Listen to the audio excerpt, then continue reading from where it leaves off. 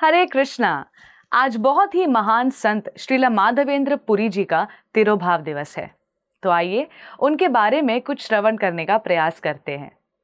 भगवान श्री चैतन्य महाप्रभु ने अपने प्राकट्य से पहले श्री अद्वैत आचार्य, श्री जगन्नाथ मिश्र, शची माता, माधवेंद्र पुरी, ईश्वर पुरी जैसे अपने शाश्वत सहयोगियों को पृथ्वी पर भेजा। श्री माधवेंद्र पुरी ने श्री लक्ष्मीपति तीर्थ से मध्वाचार्य संप्रदाय में दीक्षा ली। उनके कई शिष्य थे, लेकिन श्री अद्वैत आचार्य और श्री ईश्वर पुरी माधवेंद्र पुरी के प्रमुख शिष्य थे। किसी न किसी रूप में बंगाल और श्री क्षेत्र मंडल यानी जगन्नाथ पुरी के सभी वैष्णव श्री माधवेंद्र पुरी से जुड़े हुए थे। भगवान श्री चैतन्य महाप्रभु के आने के बाद श्री माधवेंद्र पुरी के कई शिष्य महाप्रभु के संकीर्तन आंदोलन में शामिल हो गए। माधवेंद्र पुरी और उनके शिष्यों का शरीर पूरी तरह से दिव्य प्रेम से भरा हुआ था। उन्होंने भगवान के प्रति अद्वितीय प्रेम प्रदर्शित किया। वृंदावन दास ठाकुर अपने ग्रंथ में बताते हैं कि गहरे नीले रंग के बादलों को देखकर वे बेहोश होकर गिर जाते थे। क्यों? क्योंकि उन्हें श्री कृष्ण की याद आ जाती थी। दिन रात वो कृष्ण प्रेम का अमृत पीने के नशे में धुत रहते थे। भारत भूमि की व्यापक तीर्थ यात्रा करने के बाद श्री माधवेंद्र पुरी ने अपना जीवन वृंदावन और ओडिशा में बिताया। उन्होंने वृंदावन के पुनरुद्धार का काम शुरू किया, जिसे बाद में श्री रूप और सनातन गोस्वामियों ने जारी रखा। एक उपवन से दूसरे उपवन में घूमते हुए राधा कृष्ण की मधुर वृंदावन लीलाओं को याद करते हुए माधवेंद्र पुरी परमानंद में बेहोश हो जाते थे।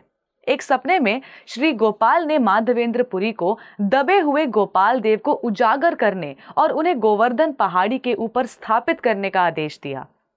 माधवेंद्र पुरी ने गोपाल की स्थापना का जश्न अन्नकूट यानी श्री कृष्ण को भोजन का पहाड़ चढ़ाने वाला भव्य उत्सव के साथ मनाया। ये अन्नकूट उत्सव, जिसे गोवर्धन पूजा भी कहा जाता है, भारत और दुनिया भर में वृंदावन में सबसे महत्वपूर्ण वैष्णव त्योहारों में से एक है। मूल गोपाल देवता, जिन्हें श्री नाथ जी के नाम से जाना जाता है, अब राजस्थान के नाथ द्वारा में पूजे जाते हैं। माधवेंद्र पुरी ने मध्वाचार्य संप्रदाय में माधुर्य भाव की अवधारणा पेश की। माधवेंद्र पुरी ने प्रेम भक्ति का बीज बोया और श्री चैतन्य महाप्रभु सभी पर प्रेम के मधुर मीठे फल गिराने वाले विशाल वृक्ष बन गए।